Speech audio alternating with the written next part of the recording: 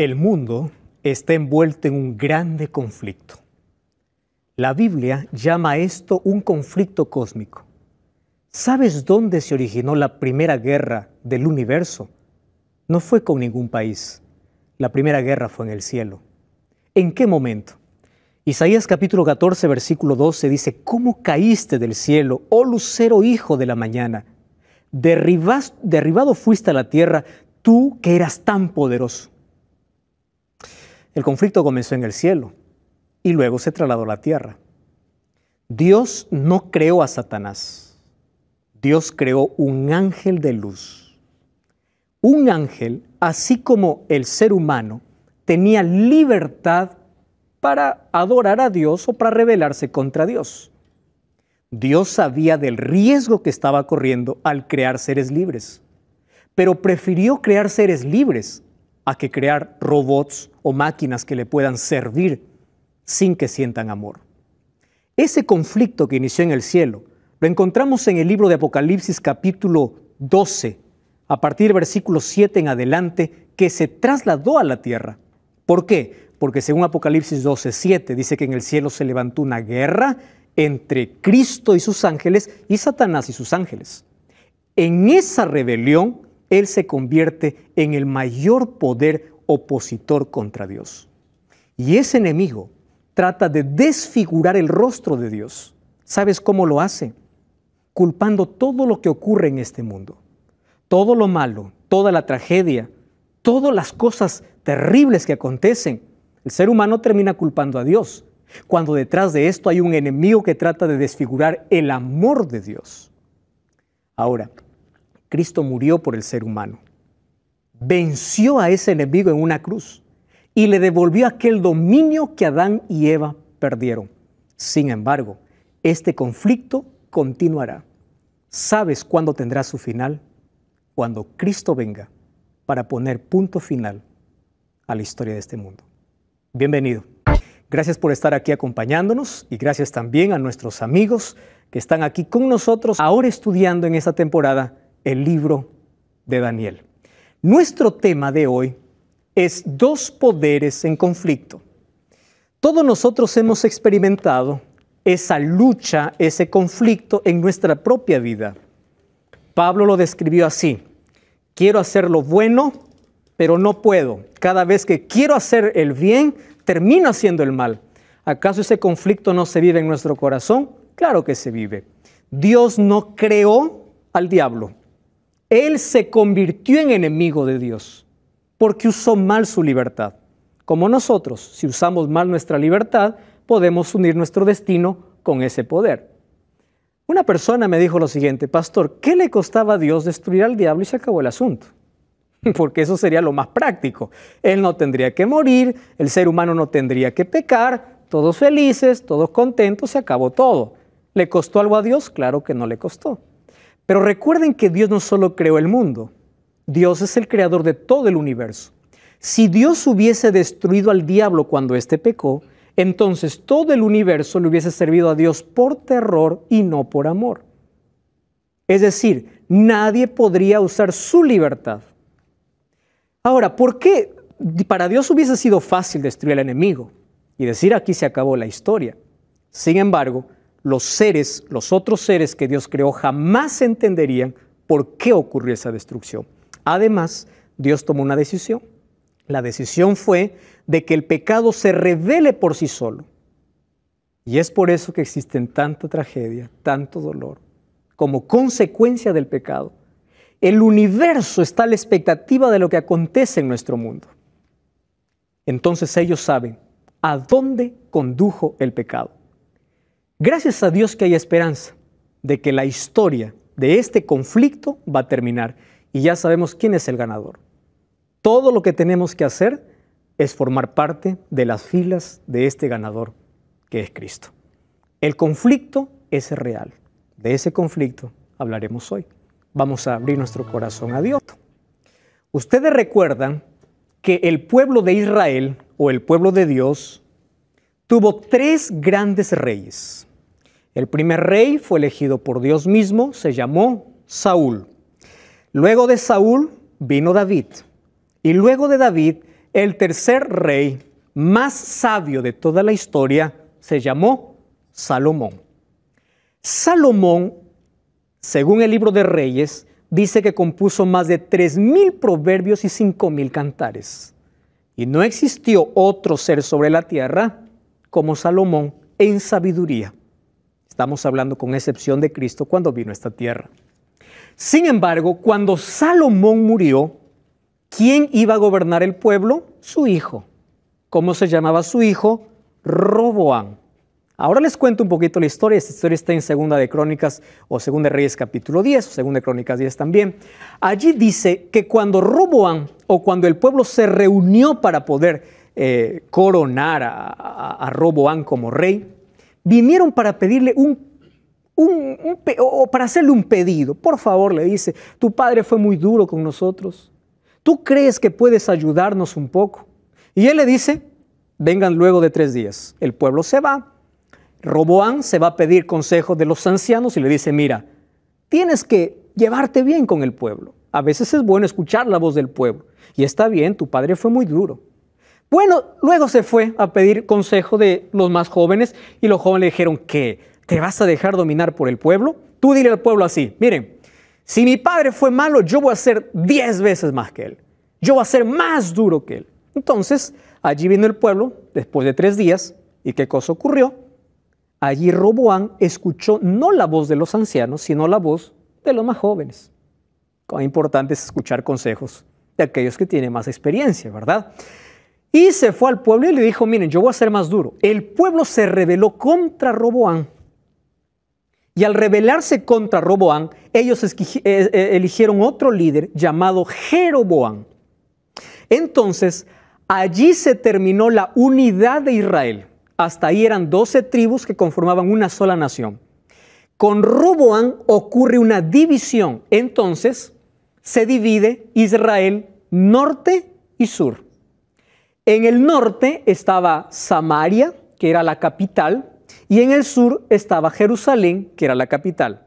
10 tribus fueron con ¿quién? Con Jeroboam, y 2 tribus fueron con Roboam.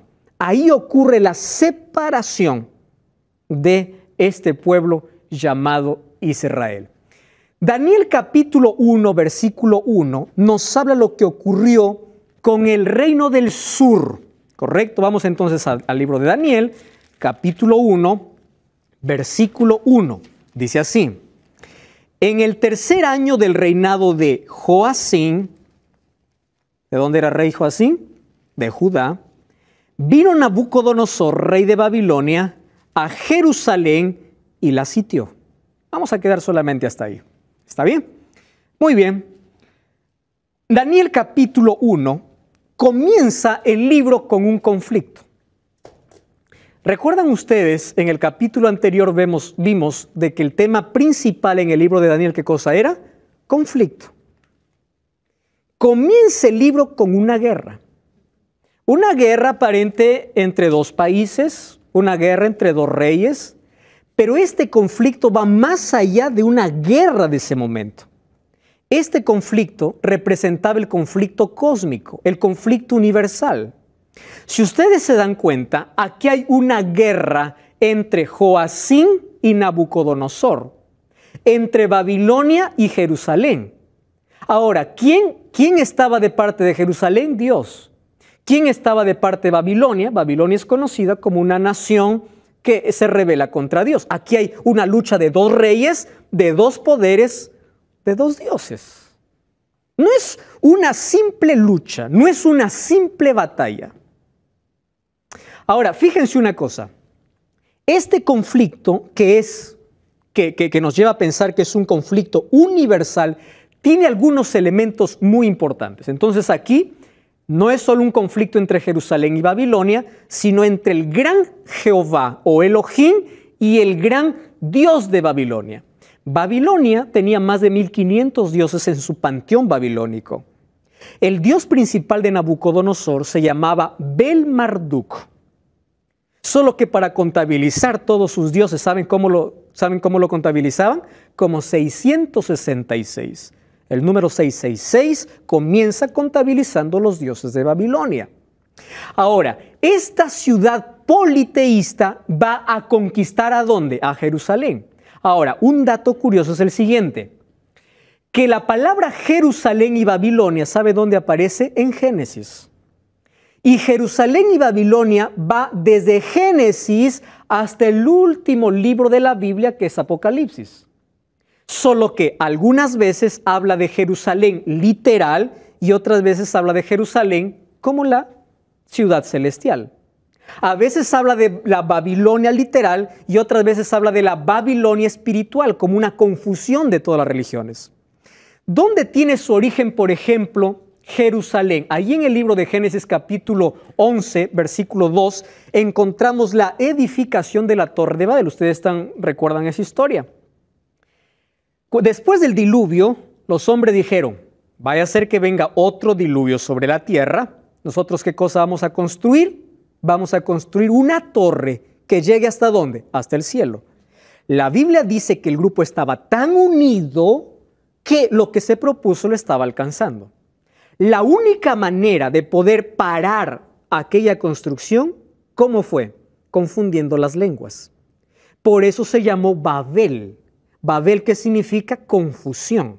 Y de Babel, ¿qué cosa viene? Babilonia. Por eso cuando en el libro de Apocalipsis habla de Babilonia, no está hablando de la Babilonia como ciudad, porque esa ciudad ya fue destruida. Ahora está hablando de una Babilonia espiritual, tomando la idea de la confusión. Si en Babel hubo una confusión de lenguas, en Babilonia hay una confusión de creencias, de ideologías, de filosofías. Ahora, Jerusalén también aparece en Génesis capítulo 14, versículo 18, cuando ahí aparece el rey de Salem, representando a Jerusalén. Entonces, Jerusalén y Babilonia, más allá de ser unas ciudades geográficas, literales, está representando una lucha entre dos poderes. ¿Entre quién? Entre Dios y Satanás. Ahora, fíjense lo que ocurre. Ahí aparece el nombre de Joacim, en el tercer año del reinado de Joacim. Joacim empezó a reinar cuando tenía 25 años. Muchacho, ¿verdad? Muy joven para gobernar. Y él cometió un error, el error que muchos de los reyes cometieron: hacer lo malo delante de los ojos de Dios. Ustedes van a encontrar en el Antiguo Testamento el término que más se repite es: hizo lo malo delante de Jehová. Y llevó al pueblo a la apostasía. ¿Qué significa apostasía? Apostasía significa volver atrás del camino correcto. Es decir, yo estoy por un camino bueno y yo vuelvo, retrocedo. Eso es apostatar. Es una rebeldía abierta contra la verdad. Eso es apostasía. Entonces, llevó al pueblo a adorar a dioses y no al Dios verdadero. Ahora fíjense, esta es la expresión más linda que les voy a decir, para que nosotros podamos entender el gran conflicto. Mientras Judá estaba bajo la protección de Dios, no había ningún país que lo conquiste. ¿Por qué? Porque Dios lo protegía. Pero cuando el pueblo de Dios abandonaba a Dios, rompía la muralla de protección. Es decir, le decía, no queremos a Dios, buscamos nuestro propio Dios, y Dios respeta la libertad humana. Y cuando ellos se apartaban de Dios, ¿cómo se quedaban? Desprotegidos. Y es por eso que venía cualquier nación y le hacía esclavo. ¿Por qué?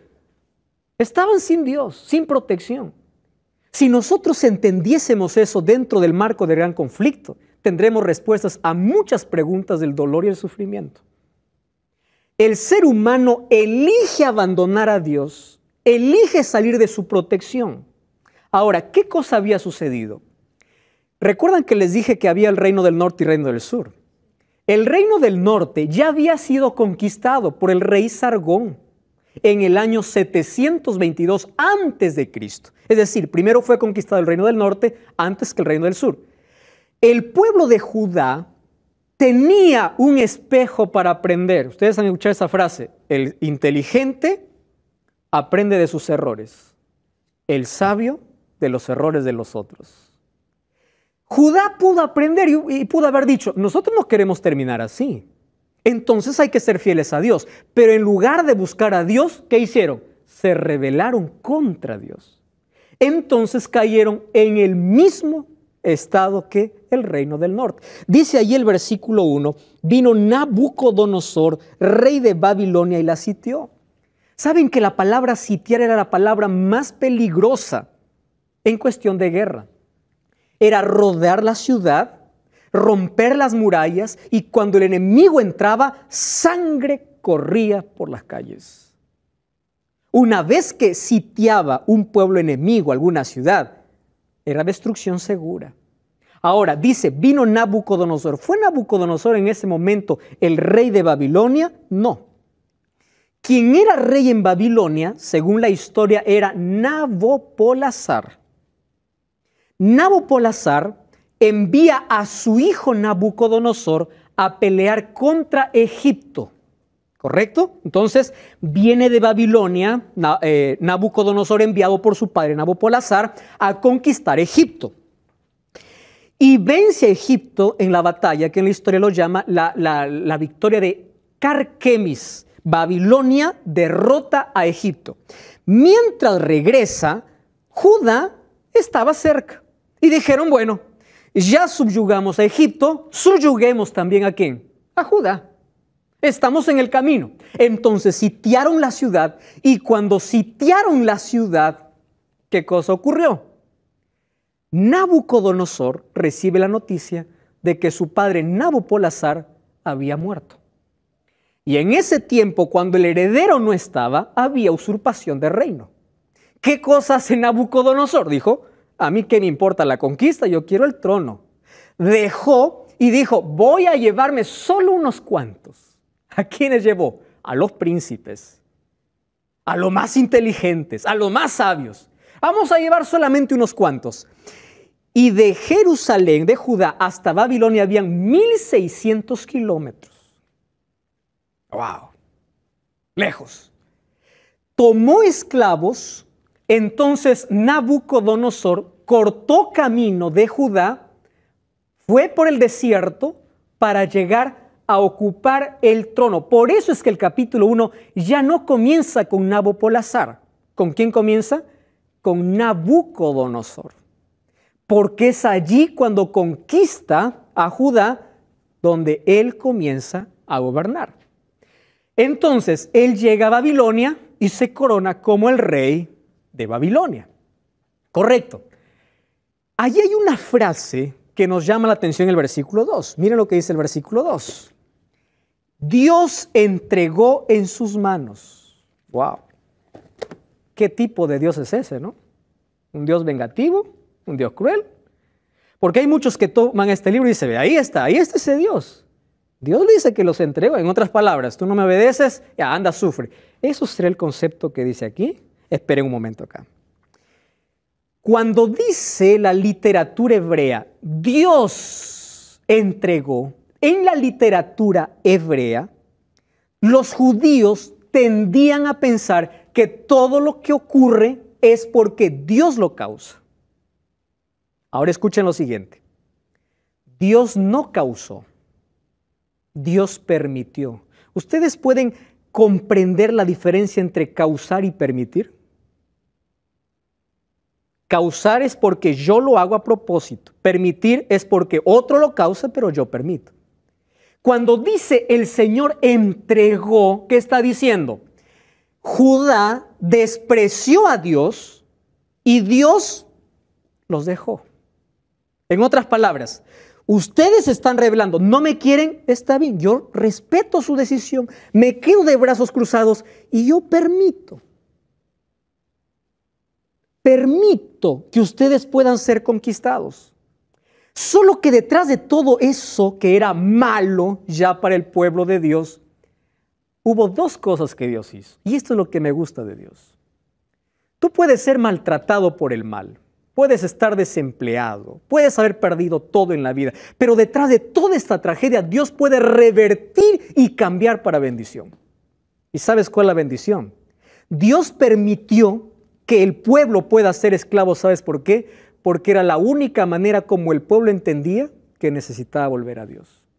Yo les pregunto, A veces nosotros no aprendemos las mayores lecciones de la vida con el dolor. Sí. Entonces, y lo segundo, Dios permitió esa tragedia. ¿Saben también cómo lo revirtió esa situación difícil? Para que Babilonia pueda conocer quién es el Dios verdadero. Porque Babilonia era politeísta. No tenía conocimiento de ese Dios. Entonces, no todas las cosas malas que suceden en esta vida son realmente malas. Dios puede revertir situaciones, aun cuando sea causa de nuestra desobediencia. Ese es el Dios maravilloso que tenemos. Entonces dice que lo llevó y lo metió en la casa del tesoro de su Dios. La casa de su Dios se llamaba el gran templo Esagila. Ahí estaba su Dios Marduk. Es decir, Nabucodonosor se burló de Dios, trajo los vasos consagrados a Dios y los colocó allí donde, en su templo. ¿Qué cosa estaba diciendo? Mi Dios es más poderoso. ¿Es lo que está diciendo o no? Aquí hago lo que yo quiero, porque mi Dios venció a ese Dios. Entonces ahí viene la pregunta. ¿Aquí acaso ustedes no ven a un Dios derrotado? Quiero que imaginen conmigo. Daniel está siendo llevado encadenado. Llega allá a Babilonia. Y en Babilonia todos están celebrando, aplaudiendo, ahí están adorando a su Dios y decía, victoria, victoria, victoria. ¿Ganamos a quién? Al Dios de Israel. Nosotros ganamos. ¿No, ustedes no han visto que a veces parece que el mal triunfa sobre el bien? Victoria, hemos ganado. Yo imagino allí acercándose a Daniel, ¿dónde está tu Dios? ¿Y por qué tu Dios no les defendió? ¿Alguna vez a ustedes no les han hecho esa pregunta? Ah, ¿tú eres cristiano? ¿Por qué estás desempleado? ¿Por qué Dios, tu Dios, permitió que perdieses a tu hijo? ¿Alguna vez hicieron esa pregunta? ¿Dónde está tu Dios? Y aunque hay cosas que nosotros no entendamos en este grande conflicto, Daniel siguió siendo fiel a Dios aún en la tragedia. Aún en la desgracia, su corazón estaba con la firme convicción de que Dios estaba con él. ¿Y saben por qué? Porque Dios nunca prometió que en este mundo no sufriríamos. A veces hay muchas iglesias que venden un falso evangelio, que dicen, entrega tu vida a Cristo y los problemas se te acaban. ¿Quién te dice que los problemas en esta vida se te acaban cuando entregas tu vida a Cristo? La diferencia es que puedes enfrentar los problemas de una manera diferente, teniendo paz en el corazón. Eso es la diferencia. Jesús dijo, en el mundo tendréis aflicción. Entonces, el evangelio de Cristo es, yo estaré contigo en el dolor. Yo te prometo terminar el dolor, pero no significa que tú estás exento del dolor. El dolor un día va a tocar tu vida. Y aún en el dolor, tu deber es seguir siendo fiel a Dios. Estamos hablando acerca del primer capítulo del libro de Daniel. Un grande conflicto, una aparente derrota de Dios. El diablo va a cantar muchas victorias en este mundo. Pero él sabe que la victoria final lo tiene Dios. Los hijos de Dios van a pasar por muchos problemas en este mundo. Van a llorar, van a perder. Los hijos de Dios también sufren, también mueren, también soportan tragedias. El amigo de Jesús era Lázaro y Lázaro murió. Los hijos de Dios pasan por dificultades. Nuestro deber es seguir confiando en ese Dios. ¿Por qué? Porque aunque parece que el mal está por encima del bien, vamos a comprender en esta historia que el final es diferente. Miren quién comienza cantando victoria, Babilonia, ¿verdad? Muy bien. Entonces, cuando llegó allí Daniel y sus amigos a Babilonia, Nabucodonosor los lleva con una intención. ¿Cuál es la intención de Nabucodonosor? Dijo, tráeme a los mejores muchachos. ¿Por qué quiere los mejores? Nabucodonosor aquí representa el diablo. El diablo usa las mejores mentes. El diablo está detrás de las personas más esforzadas, más brillantes, porque ellos tienen influencia para arrastrar a los demás. Entonces el diablo dice, o aquí Nabucodonosor dice, tráeme, yo les voy a educar a mi gusto, y luego yo les voy a enviar a su pueblo a gobernar en nombre de Babilonia. Así hacían antiguamente los reyes que conquistaban. llevaban un grupo de personas que influencian, los cambiaban su mentalidad y los regresaban para gobernar en nombre del conquistador. Ahora, miren lo que ofrece.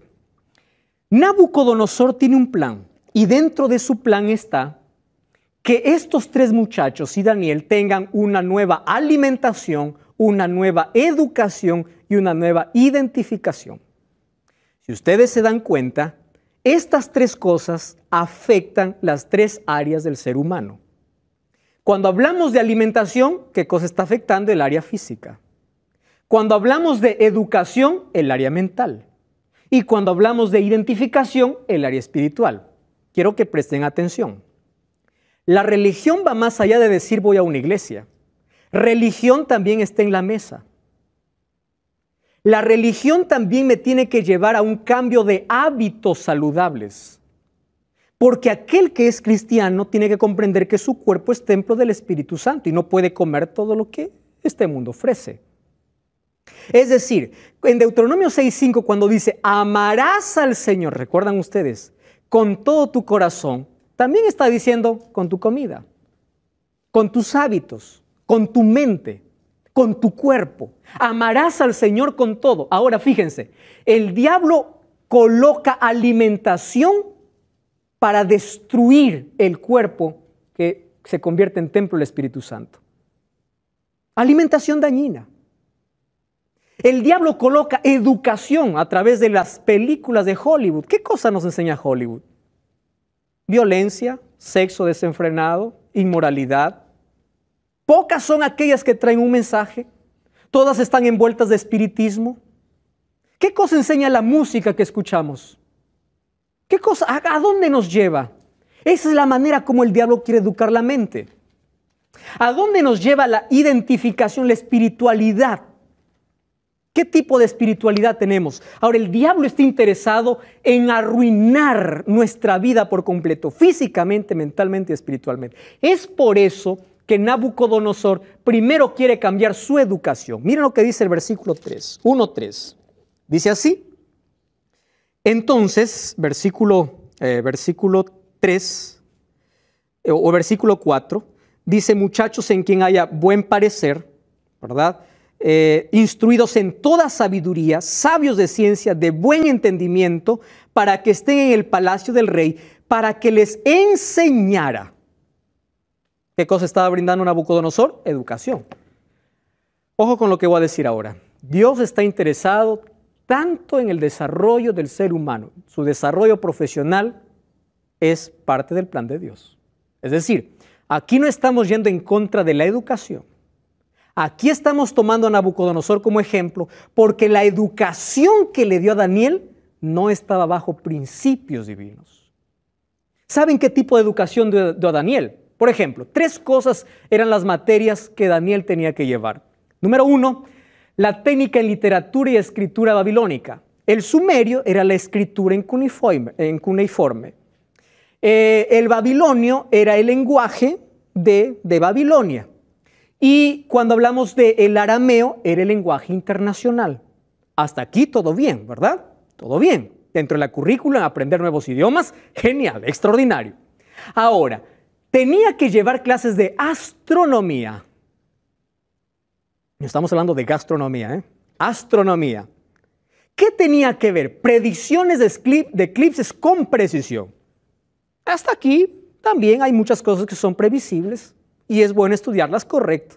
Y miren su tercer cluso de Daniel, técnicas mágicas, porque de allí salían expertos en adivinación.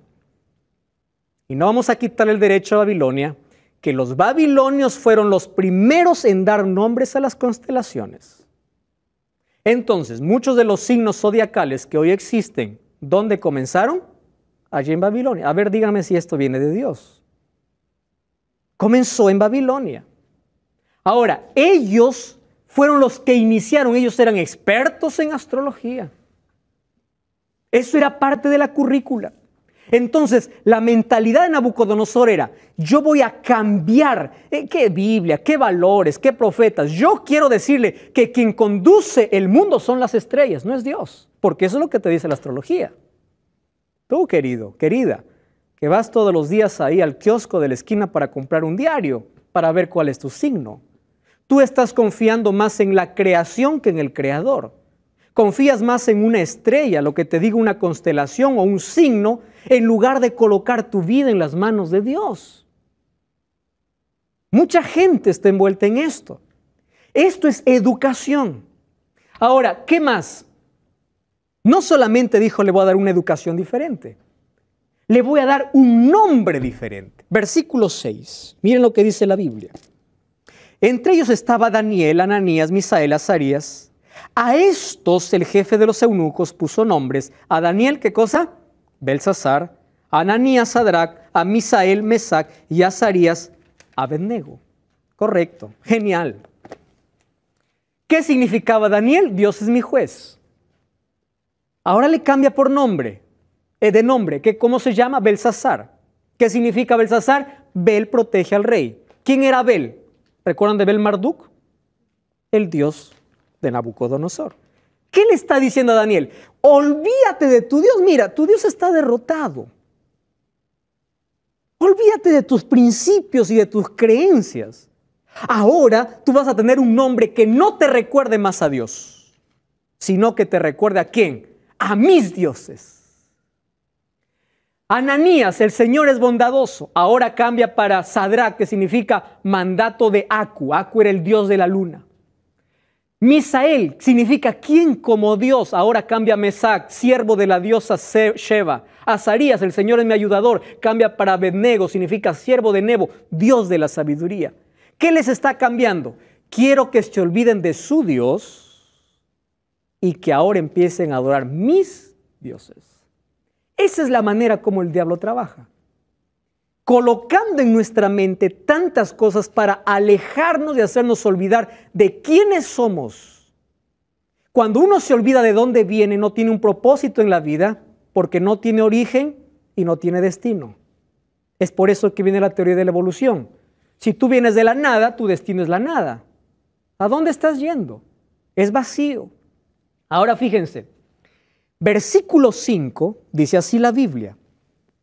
Entonces, primero era educación, segundo nombre y tercero, versículo 5. Le señaló el rey una porción diaria de la comida del rey y del vino que él bebía y los educó por ¿cuántos años? 3 años. Presten atención acá. Quiero que imaginen conmigo a Daniel entrando a un salón enorme. Hay música de fondo, hay mujeres bailando y una mesa con un buffet exquisito. Ahí hay todo tipo de jamón. Existe gaseosa, estoy trasladando para nuestro tiempo. Existe cerdo, existe cuy, existe pavo, existe todas las comidas que puedan existir. Y le dice, bienvenido. Ahora yo les pregunto, ¿qué más querría un esclavo si hay buena comida? Daniel pudo haber dicho, mi Dios me dejó, ahora estoy pasando por un mal momento, entonces que venga la comida. Espera un momento. Daniel, dice el versículo 8, que propuso no comer esa comida. ¿Por qué? ¿Era rebelde? ¿Cómo es posible que Daniel siguiera siendo fiel a Dios cuando le estaba yendo tan mal? Él sabía algunos principios. Por ejemplo, toda esa comida era sacrificada a los dioses. Número 2, había animales inmundos que Dios había dicho que no deberíamos comer. Ellos entendían que la salud no es fruto de la casualidad. Esto hoy está pronunciado, ¿verdad? Tienes que cuidar tu salud, no es fruto de la casualidad. Es decir, lo que afecta a tu cuerpo afecta a tu mente. Afecta tu espiritualidad. Tú no puedes decir, soy cristiano, pero he hecho lo que sea a mi estómago, como lo que quiera, porque todo afecta. El ser humano es un ser indivisible. Tú no puedes decir, estoy bien espiritualmente cuando tienes una mala alimentación. Ahora, ¿qué cosa más entendía? Que su cuerpo es templo del Espíritu Santo y quería honrar a Dios con su cuerpo. Él sabía que lo que lo afecta físicamente también afecta, ¿qué cosa? Espiritualmente. Ahora miren, hay muchas personas que allí, ahora les voy a explicar, que están en contra de la alimentación. Dice, ¿por qué Daniel desperdició eso? Daniel 1:8 dice, decidió no comer. ¿Qué significa decidir? Eso es lo que nos hace seres inteligentes, diferente a todas las demás animales o diferente a los animales, la capacidad de decidir y elegir qué es lo mejor para nosotros. Decidió. La palabra decisión es la palabra clave. Si Daniel no hubiese decidido ser fiel a Dios, no tuviéramos el libro de Daniel. Dios no se hubiese revelado. Aquí comienza la fidelidad. Él allí comprendió. Ahora, Daniel entendió tres cosas. En la Biblia, querido, existen tres tipos de alimento: recomendado, permitido y prohibido. Ahora les voy a mostrar bíblicamente. El recomendado es Génesis 1:29. ¿Qué cosa dice? Yo les he dado todo verde para comer, ¿verdad? Frutas, verduras, legumbres, eso es para comer. Eso es el recomendado. ¿Quién lo recomienda? Dios. El permitido son algunas carnes, no todas. El prohibido es aquello que Dios dijo no. ¿Dónde está lo permitido y lo prohibido? En Levíticos capítulo 11. Una persona me dijo así: pastor, esas son leyes levíticas. ¿Por qué hoy yo me puedo privar de comer cerdo? A pesar de que hoy la Organización Mundial de la Salud ya sacó, ¿verdad?, un artículo sobre 10 o 12 razones para no comer más cerdo. ¿Por qué yo no puedo comer otras cosas? ¿Acaso ustedes se acuerdan de una visión que tuvo Pedro? Cuando Dios le dice, Pedro, levántate y come, y ahí había todo tipo de animal inmundo. Dice, ahí acabó. Quiere decir que los animales inmundos eran para los judíos. Espera un momento. La visión que recibe Pedro no está hablando de una alimentación. Está hablando de que él llamaba inmundo a los gentiles. Y eso está en Hechos capítulo 10. Tienes que leer todo el capítulo. Es decir, Dios separó el alimento permitido, prohibido y recomendado. Tú eliges. Ahora, fíjate una cosa. ¿Por qué Levítico 11 sigue siendo el capítulo y el libro donde hasta ahora es vigente para hacer la distinción entre limpio y inmundo? ¿Sabes por qué? Porque la inmundicia es permanente. Quiero que entiendas algo. Dios llamó inmundo no en Levítico. ¿Sabes cuándo llamó inmundo? En el tiempo de Noé. ¿Te acuerdas cuando hizo el arca? ¿Qué cosa le dijo Dios? De los animales limpios, ¿quién está llamando inmundo y limpio? Dios. ¿Comprendes esto? Esto no tiene que ver con el judío, porque es Dios quien determina qué es limpio y qué es inmundo. Número 2, fue Dios quien lo llamó inmundo en Deuteronomio 14:3. Ahora, no, pastor, es que con una oración se limpia la comida. Vamos a Job, vamos a leer ese texto, ¿les parece? Job capítulo 14, versículo 4. Miren lo que dice Job 14:4. Dice así: ¿quién hará puro a lo inmundo? Y la respuesta es una: nadie. Es simple el texto. ¿Quién convertirá a lo que Dios hizo inmundo? ¿Quién dirá que eso es puro? Nadie. Ahora algunos dicen, no, eso formó parte de las leyes levíticas. Espera un momento. La alimentación no era nada tipológico. ¿Qué quiere decir? Aquel sistema de sacrificios acabó en la cruz porque los sacrificios señalaban a Cristo, pero la comida no señalaba a Cristo. ¿Con qué tenía que ver la comida? Con que tu cuerpo es el templo del Espíritu Santo. Eso dice 1 Corintios 6:19. ¿Saben? Daniel decidió ser fiel a Dios. Y él pudo haber aplicado este término de ética situacional. ¿Qué significa la ética situacional? Que la situación determina mi conducta. Es decir, vamos a imaginar que yo soy invitado y allí me ponen algo que la Biblia me dice que no es correcto. Y yo pienso así, pero ¿qué de malo tiene? Yo no voy a quedar mal. Yo voy a beber una copita para quedar bien, ¿verdad? Para involucrarme en la sociedad. Pero la Biblia me dice que está mal. Si Daniel hubiese pensado en una ética situacional, él hubiese pensado así: el rey me está pidiendo, yo soy solo un esclavo. El esclavo tiene que obedecer lo que el rey le dice. Pero Daniel no, dijo: por encima de este rey, tengo un Dios a quien obedecer. por encima de cualquier mandato que alguien te dé, por encima de cualquier situación, tú debes ser fiel a tu conciencia, fiel a tus principios, porque tienes la libertad, como Daniel, de elegir, tomar una decisión. Me encanta mucho esta frase. Daniel decidió ir contra la corriente. Es fácil nadar allí en la corriente, lo difícil es nadar en contra de la corriente. Cuando todos estaban de acuerdo a lo que el rey decía, Daniel propuso en su corazón, ¿qué cosa? Ser fiel a Dios. Ahora, un texto me encanta tanto. Mi texto favorito dice así: la mayor necesidad del mundo es la de hombres y mujeres que no se compren ni se vendan. Hombres y mujeres que sean leales a Dios. Hombres que se mantengan de parte de la verdad, aunque se desplomen los cielos. Esa es la mayor necesidad de nuestro mundo. Querido, la salvación no tiene que ver con ir a una iglesia simplemente. La salvación involucra tus hábitos. La salvación involucra tu alimentación.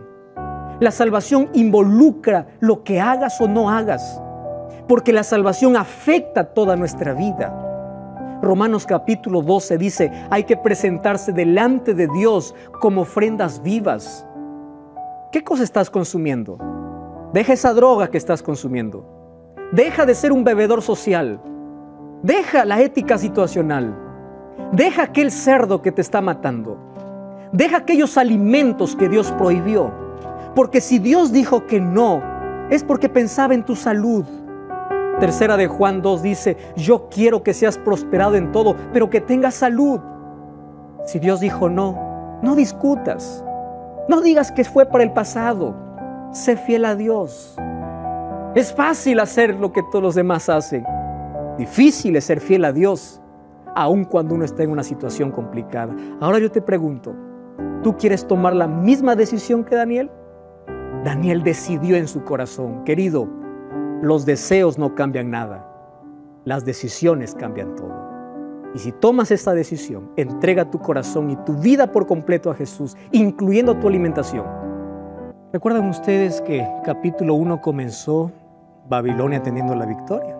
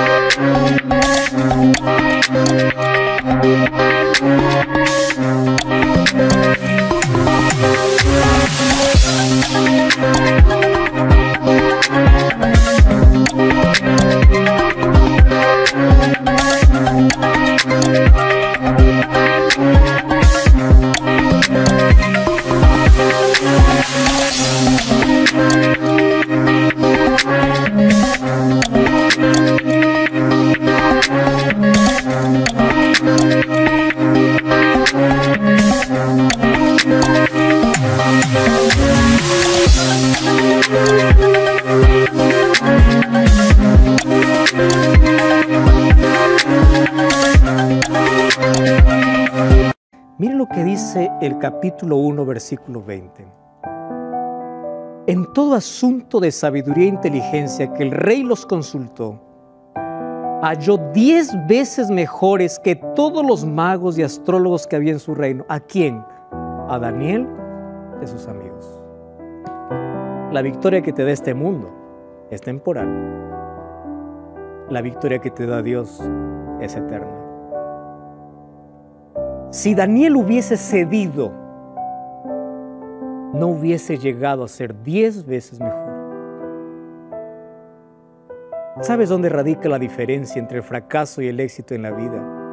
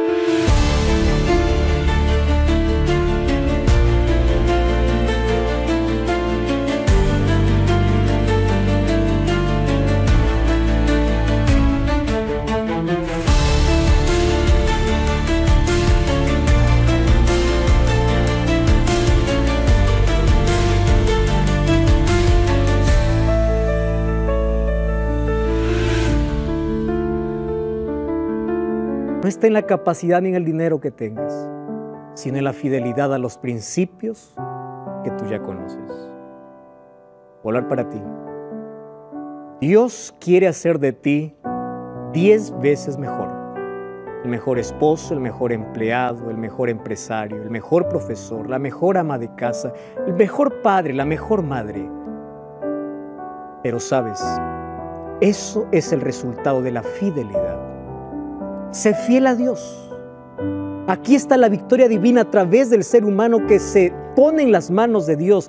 El mundo quiere ver cristianos mejores. El mundo quiere ver creyentes que realmente vivan aquello que leen. Y Dios te ha llamado para eso. Dios quiere hacer mejor de ti. ¿Tú aceptas el desafío? Vamos a orar. Querido Dios, gracias porque tu palabra me lleva o me coloca en tus manos para ser un Daniel en este tiempo. En medio de un mundo lleno de inmoralidad, de falta de valores, de crisis, ayúdanos a ser fieles, como la brújula al polo. Ayúdanos a ser fieles en todo momento, bajo cualquier situación, a demostrar que tú eres nuestro Dios, aunque las condiciones no sean favorables. La fidelidad tiene recompensa, y la recompensa es la eternidad. Por eso toma nuestra vida en el nombre de Jesús.